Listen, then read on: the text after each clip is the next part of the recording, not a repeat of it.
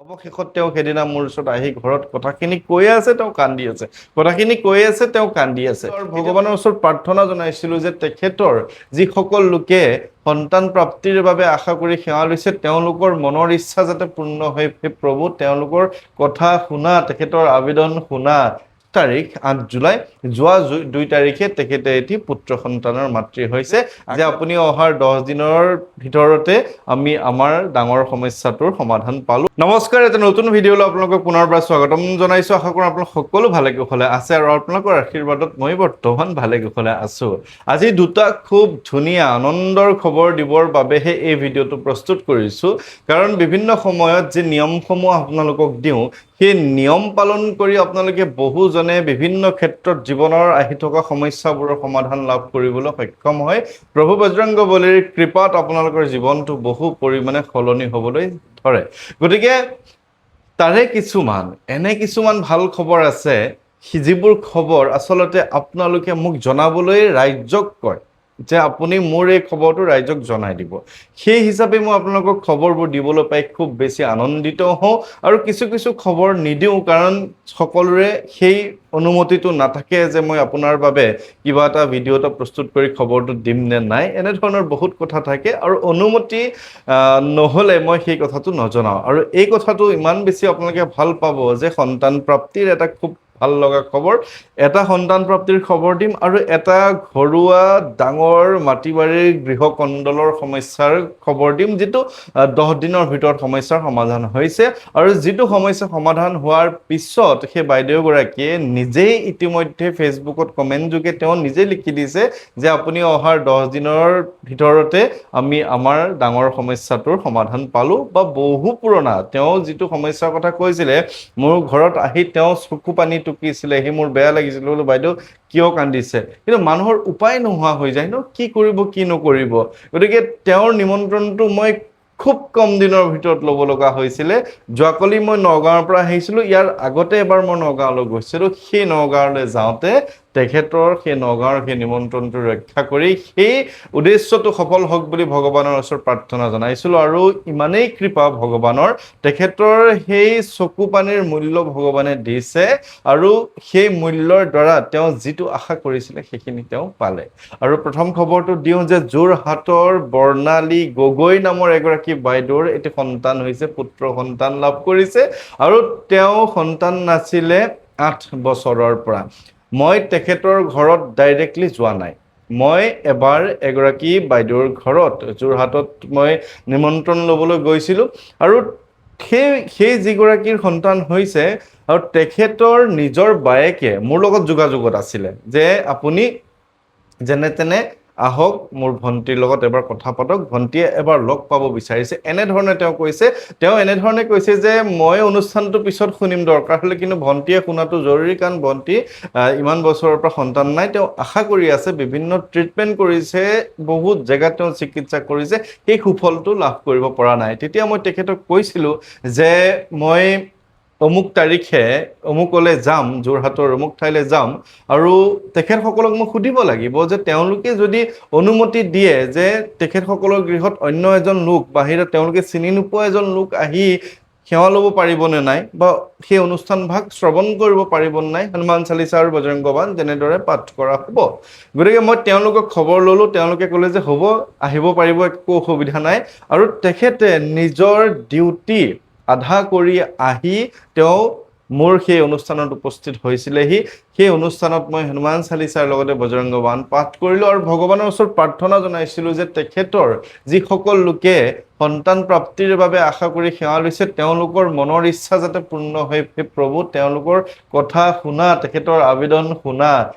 জয় হনুমন্ত সন্ত হিতকাৰী সুন লিজে প্ৰভু আৰজ হামাৰী। হে প্ৰভু, হে হনুমন্ত, তুমি সন্তসকলৰ, যিসকল ভাল মানুহ বুলি ক'ব লাগিব, সেই সময়ৰ সন্ত, বৰ্তমান আমি পাঠ কৰিছোঁ, আমি এজন ভাল সাধু সন্ত পুৰুষ হিচাপে পাঠ কৰিছোঁ। সুন লিজে প্ৰভু আৰজ হামাৰী, তুমি আমাৰ আৰ্জি মানে আমাৰ আবেদন নিবেদনখিনি শুনা। জনকে কাজ বিলম্বনা কিজে, আতুৰ দৰি মহাসুখ দিজে। তুমি সেই জনৰ, যিজন মানুহে তোমাৰ প্ৰাৰ্থনা জনাইছে, তেখেতৰ কামটো বিলম্বনা কি যে বিলম্ব নকৰিবা আতুৰ দৰি মহাসুখ দি যে তুমি দৌৰি দৌৰি গৈ হলেও পৱন গতিত তেখেতৰ মনৰ ইচ্ছাবোৰ পূৰ্ণ কৰা আৰু তেখেতে বজৰংগ বাণত এই কথাখিনি শুনিছে বাণখন যিহেতু এনেধৰণে আৰম্ভ হয় গতিকে তেওঁ শুনিছে আশীৰ্বাদ লৈছে আশা কৰিছে তেখেতৰ যাতে সেই সন্তানটি প্ৰাপ্তি হয় বা তেওঁ এটি সন্তানৰ মাতৃ হ'ব পাৰে গতিকে খুব আনন্দৰ খবৰ এইটোৱে যে যোৱা বছৰ 5 জুন মাহত মই তেখেতসকলৰ ঘৰলৈ গৈছিলোঁ চাওক 25 চনৰ 5 জুনত তেখেতৰ সেই নিমন্ত্ৰণ ভাগ লৈছিলোঁ অন্য এখন ঘৰত তেওঁ আহি সেৱা লৈছিলেহি আৰু যোৱা 2 জুলাই এই আজি যে 8 তাৰিখ আজি যে 8 তাৰিখ 8 জুলাই যোৱা 2 তাৰিখে তেখেতে এটি পুত্ৰ সন্তানৰ মাতৃ হৈছে আকৌ তেখেতৰ বাইদেউকে তেখেতৰ বায়েকে মোক খবৰটো জনাইছে যে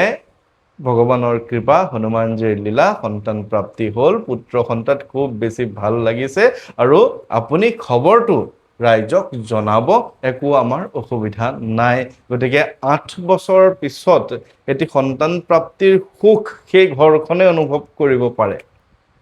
আপুনি মই ভিডিঅ'টো বনাইছো মোৰ এটি ল'ৰা সন্তান আছে মই ভিডিঅ'টো বনাই আছো আপুনি ভিডিঅ' চাই আছে হয়তো আপোনাৰ সন্তান আছে আপুনি এই সময়ত এই কথাটো যদিও আনন্দ লাগিছে কিন্তু সেই দুখটো যিসকল লোকৰ দুখ যাৰ বাবে তেওঁলোকে সেৱা প্ৰাৰ্থনা কৰিব বিচাৰে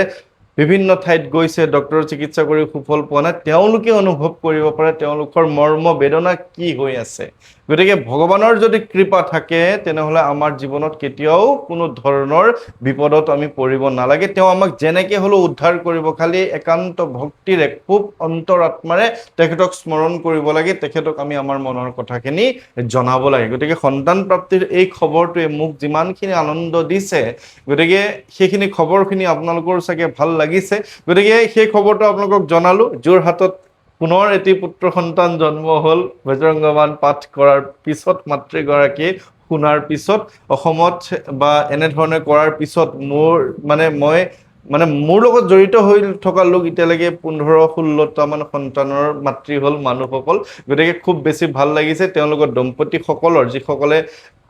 সন্তান প্ৰাপ্তি কৰিছে মোক খুব বেছি আনন্দ পাইছো গতিকে আপোনালোক ভালে থাকিব আৰু যিসকল লোকে সন্তান প্ৰাপ্তিৰ বাবে আশা কৰিছে যিসকল লোকে তেনে ধৰণৰ সমস্যাত পৰি আছে চাওক ভগৱানৰ কৃপাটো এনেকুৱা যে আজি আপুনি বিচাৰিছে কাইলৈকে যে আপোনাৰ হাতৰ কোলাত এটা সন্তান দি দিব এটো নহয় আপোনাৰ ভক্তি কেনেকুৱা আপোনাৰ মানুহজনৰ ভক্তি কেনেকুৱা আপোনাৰ ঘৰখনৰ ভক্তি কেনেকুৱা গতিকে এই গোটেই কথাখিনি নিৰ্ভৰ কৰি কেনে ধৰণে তেওঁৰ ৰিজাল্টটো আপোনাক দিব সেইটো নিৰ্ভৰ কৰে মই বিভিন্ন ক্ষেত্ৰত প্ৰমাণ পাইছো তেওঁ সহায় কৰিব বজৰংগবলী বহুত বেছি সহায় কৰে গতিকে আপোনালোকেও হনুমান চালিসা পাঠ কৰক যদি সক্ষম আপুনি যদি আপুনি পাৰে তেনেহলে বজৰংগ বাণ ধুনীয়াকৈ পাঠ কৰক আপোনাৰ মনৰ কথাখিনি তেওঁ পূৰ্ণ কৰি দিব দ্বিতীয় কথাটো হ'ল যে এখন ঘৰৰ ডাঙৰ এটা মাটিবাৰী সংক্ৰান্তীয় ঘটনা বুলিয়ে ক'ব পাৰি এটা সম্পত্তিৰ ঘটনা বুলিয়ে ক'ব পাৰি যিটো সম্পত্তি আসলতে বেলেগ এজনে চালনা কৰি জব্দ কৰিব বিচাৰিছিলে যিটো আসলতে আইনৰ মজিয়ালৈ গুচি যাব লগা হৈছিলে এটা সহিৰ কাৰণে বাইদেউগৰাকী বহুত বেছি ৰৈ আছিলে বাইদেউগৰাকীৰ স্বামী বহুত বেছি অসুস্থ তেওঁ কি কৰিব কি নকৰিব তেওঁ নানানটা কাম কৰিলে কৰি হাৰি গ'লগে তেওঁ অৱশেষত তেওঁ সেইদিনা মোৰ ওচৰত আহি ঘৰত কথাখিনি কৈ আছে তেওঁ কান্দি আছে এতিয়া মই উপায় নাই ন কি কৰিম এতিয়া মইতো তেনেকুৱা ধৰণৰ মানুহ নহয় যে মই কিবা মন্ত্ৰ মাৰি দিম মই কিবা আপোনাৰ ঘৰত মই কিবা এটা কৰি দিম আপোনাৰ ঘৰত সমস্যা সমাধান হৈ যাব একো তেনেকুৱা মোৰ একো নাই মই কেৱল আপোনাক পৰামৰ্শ দিয়া এজন মানুহ যে আপুনি হনুমান চালিসা পাঠ কৰক আৰু বজৰংগ বাণ পাঠ কৰক তাৰে কোনো 100জন মানুহৰ ভিতৰত এজন মানুহে মোক কয় যে মইও পাঠ কৰিছো এবাৰ আহি আপুনিও আমাৰ ঘৰতে এবাৰ পাঠ কৰি এটা অনুষ্ঠান হিচাপে কৰি দিয়ক মই কেৱল তেনে এজনহে মানুহ মই আপোনাক পৰামৰ্শ দিওঁ মই আপোনাক সাহস দিওঁ আপুনি কৰিব পৰাকে তাৰে 2-1জন লোকৰ গৃহত মোক নিমন্ত্ৰণ কৰিলে মই পাঠ কৰি দিওঁগৈ মোৰ কথাটো তেনেকুৱা আহে গতিকে সেই বাইদেউগৰাকীৰ গৃহতো তেওঁ খুব আতুৰভাৱে মোক নিমন্ত্ৰণ জনাই গৈছিলে আৰু তেওঁলোকৰ ঘৰতো মই নিমন্ত্ৰণ ভাগ ৰক্ষা কৰিছিলোগে আৰু মই খুব বেছি আনন্দিত যে তেখেতৰ সেই দীৰ্ঘদিনীয়া বছৰ ধৰা সেই সমস্যাটো সেই সম্পত্তিৰ সমস্যাটো সমাধান হ'ল খুব বেছি আনন্দিত তেওঁ নিজেই ফেচবুকত কমেন্ট যোগে লিখি দিছে যে আপুনি অহাৰ 10 দিন ভিতৰতে সেই সমস্যাটো সমাধান হ'ল চাওক বছৰ যি কথাখিনি নহয় বজৰংগবলীয়ে খুব কম সময়ৰ ভিতৰতে কৰি দিয়ে আৰু মই বিশ্বাস এইখিনিতে কৰিছিলোঁ তেওঁ যেনেকৈ কান্দিছিলে যে চকু পানী ওলাইছিলে সেই চকু পানীখিনি মই দেখিছোঁ সেইখিনি অনুভৱ তেওঁ কৰি আছে সেইখিনি মৰ্ময় বেদনা তেওঁ জানে গতিকে তেখেতৰ স্বামীগৰাকী ইমান বেছি কষ্ট অসুস্থতাত আছে সেই মানুহগৰাকীৰ দুখ যদি ভগৱানে নুবুজে তেনেহ'লে কাৰ দুখ বুজিব গতিকে তেওঁলোকৰ সফল হ'ল গতিকে কি কেছ কেনেকুৱা ধৰণৰ সম্পত্তিৰ কথা মই ভাঙি পাতি নকওঁ কথাটো ক'লে বেয়া হয় গতিকে এইটো কথা মনত ৰাখক যে বজৰংগবলী আপোনাক বহুত বেছি সহায় কৰে যদিও আপোনাৰ তেওঁ মানে এনেকৈ ধৰণে ভাবি লয় ন আমি যে আহিয়ে তেওঁক আজি কৰিছোঁ কাইলৈ সমাধান দি দিব তেনেকুৱা নহয় আপুনি বিশ্বাস ৰাখক হনুমান চালিচা পাঠ কৰক ভাগৰি নপৰিব কেতিয়াবা অকণমান দেৰি হয় তেওঁ বেলেগৰ কষ্ট সমাধান কৰি থাকোঁতে আপোনাৰ অকণমান কষ্টটো কম বুলি ভাবক যে কোনোবা এজন বহুত বেছি কষ্টত আছে তেওঁৰ সমাধানখিনি আগতে কৰিছে তাৰপিছত আপোনাৰটো কৰিব কিন্তু আপোনাৰ সমাধান তেওঁ দিবই দিব গতিকে এই দুটা খবৰে মোক বহুত বেছি ভাল লগাই আছে মনটো আপোনালোককো জনালোঁ কেনেকুৱা পালে আপোনালোকে জনাব গতিকে আপোনালোক সকলোৰে মই কুশল মংগল কামনা কৰিছোঁ ভালে থাকিব আপোনালোক ভালে থাকিলেহে আচলতে ময়ো ভালে থাকিব পাৰিম আপোনালোকে মোৰ সাহস যেনেকৈ মই আপোনালোকৰ সাহস গতিকে সকলোৰে কুশল মংগল কামনা কৰি আজিৰ এই ভিডিঅ'টো সামৰণি কৰিছোঁ ভালে থাকিব জয় শ্ৰী ৰাম